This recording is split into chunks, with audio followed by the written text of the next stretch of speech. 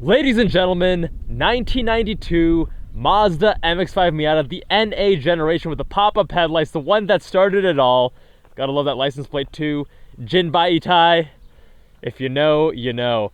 This example has actually been on the channel before. It was bone stock. The owner had just received it. And now he's done some modifications, refreshed it a little bit. We're gonna get to that shortly. But first, I wanna show you how clean this example is. Like, this interior is pristine. 60,000 miles. The paint is also in pretty good condition. I mean, he gets a paint correction. This thing's gonna look almost like a show car, you know? It's 60K miles from Indiana, so he tells me if you look underneath, definitely not a show car.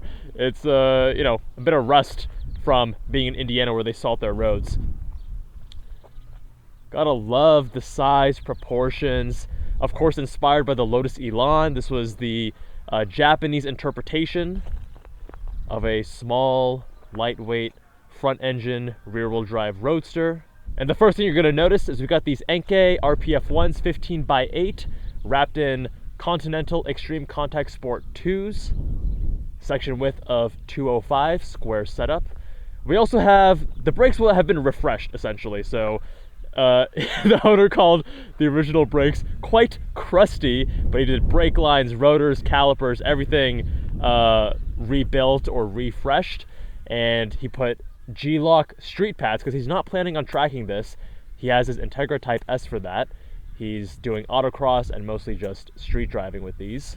He didn't really change anything to the drivetrain or transmission. Smart guy, focusing on wheels, tires, suspension, brakes, and got an alignment done by Eladio at Gummy Grip out here in Las Vegas, and he's been very happy with that.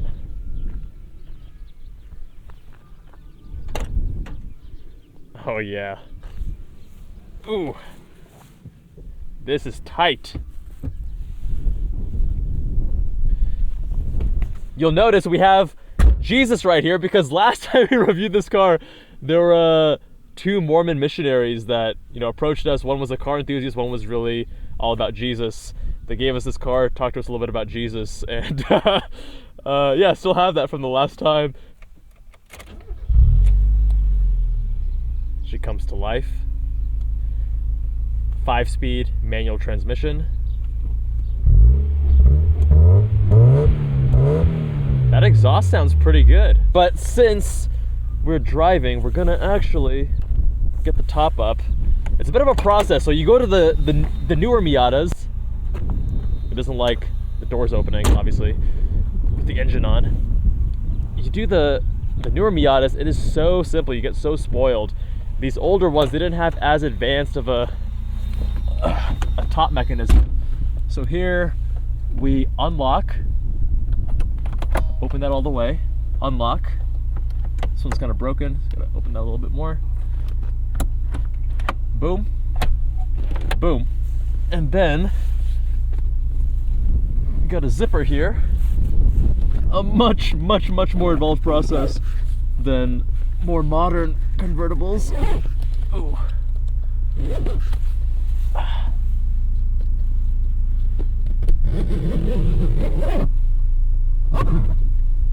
There we go. All right, small, cozy, tight place, as you would expect from a Mazda Miata. I love that we still got these manual roll-up windows. That is so cool. Now, I'm 6'1", I got longer legs. You're not gonna get into an optimal position if you have my kind of body type. Not much adjustability, you know, telescope tilt with the wheel.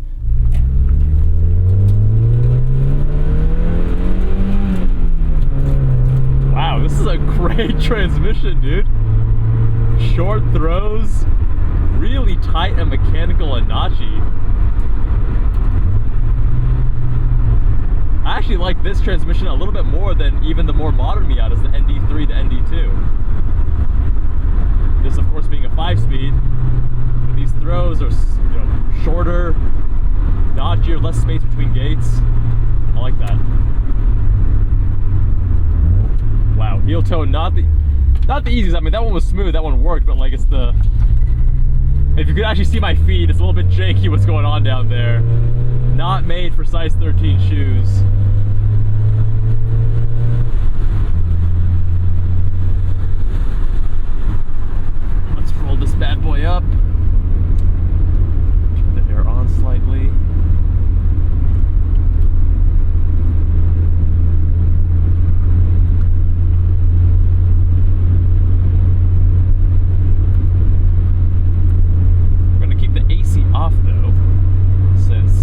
probably gonna influence this little 1.6 liter naturally aspirated 4-banger more than we would like. Now these weigh in around 2,200 pounds. The new Miatas, really impressively, they have those around 2350 actually, if you get the soft top. Amazing that Mazda can keep the weight down on the newer gens.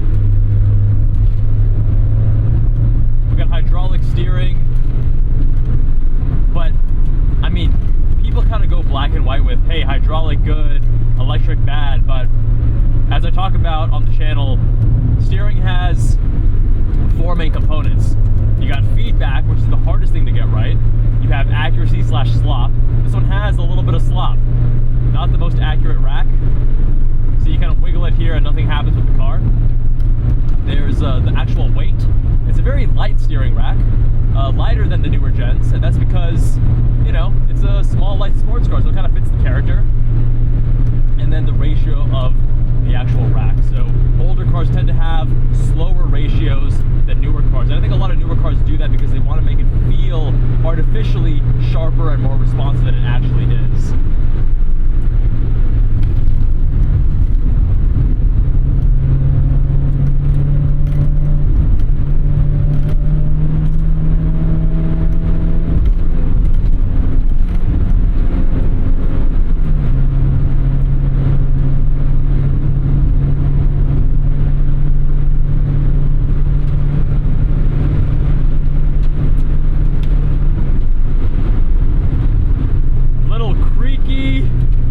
Very communicative little chassis.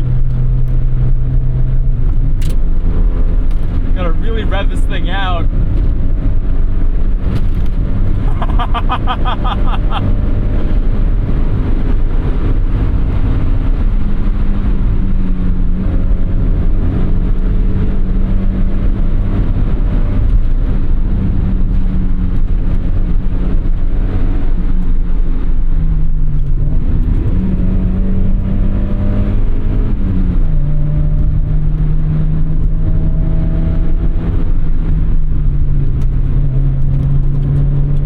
Definitely less sketched out than last time, that's for sure. Wow, my shoe almost got stuck underneath the gas pedal right there.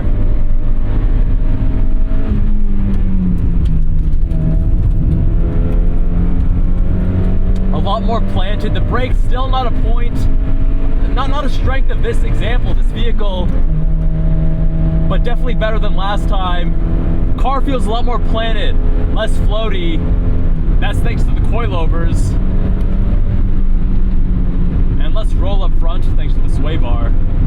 Again, he's going more for a street build here, so things aren't too sharp, too harsh, too hardcore. It's still a fun car to drive on the street. It's still comfortable, and it still puts a shit-eating grin on your face every time you get behind the wheel.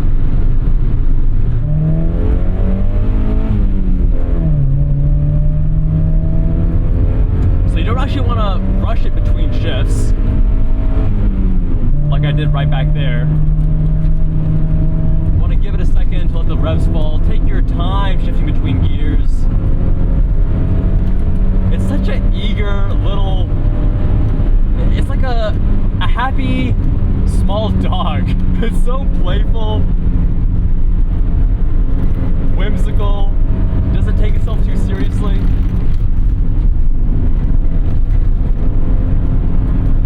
It's definitely a lot more enjoyable with these modifications than when it was stock. Because when it was stock, I was still having fun, but you know, I didn't feel nearly as comfortable pushing it. Got a little bit sketched out.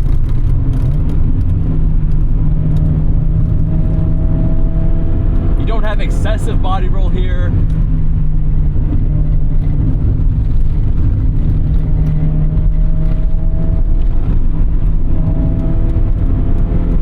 Which is also one of the things that I actually don't like about the ND. Because when you have excessive body roll, it takes too long for the car to get settled mid-turn. And it's harder to actually control it as you approach the limit. Yeah, I guess you can get used to the heel toe even with larger feet, just that the steering wheel gets in the way of your thigh, so you gotta kind of contort things around.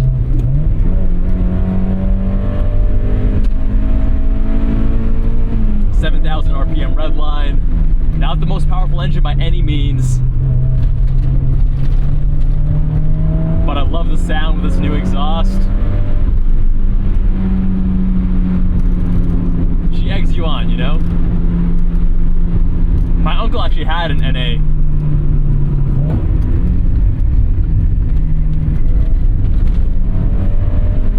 Yeah, you're not getting the tail out with throttle, it's only on braking.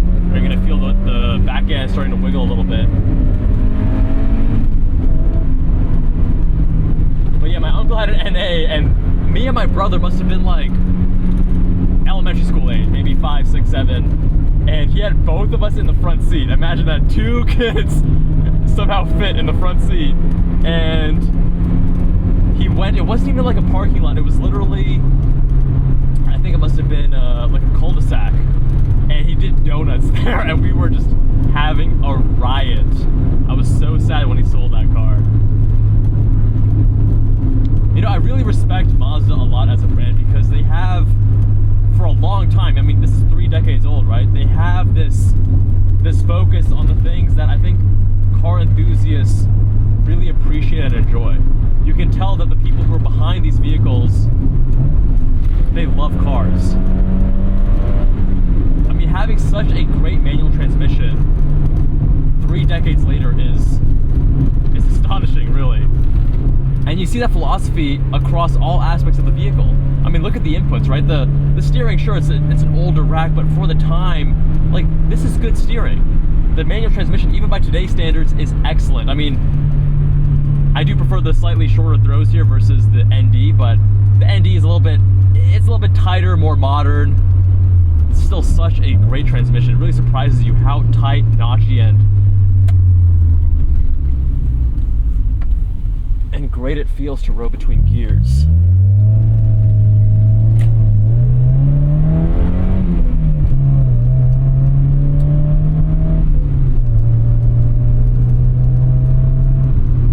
Clutch is really light, as you would expect in a lightweight roadster like this. The inputs, the gas, and the brake, they feel time period correct. And what I mean by that is things back then, they weren't quite as sharp. So it's still, you know, it's not like the 80s BMWs that I drove recently where, you know, there's a bit of a learning curve. Like, this still feels natural, but it's not the sharp razor edge, super responsive kind of driving experience. It's something between classic and modern, if that makes sense. Big thanks to Joe, the owner of the vehicle, for letting me review his awesome Miata. I might actually get behind the wheel at an autocross event so I can actually push it a little bit harder, get closer to the limit. But what he's done so far in this configuration with these modifications, it is such a great weekend car. So fun, classic, timeless, the pop-up headlights, the Mazda Miata NA. We all love it for good reason. My friends, let me know what you think with a comment down below. Subscribe if you haven't already. If you want your car reviewed, visit us on JabalNCars.com. Much love, my friends, and I'll see you all in the next one.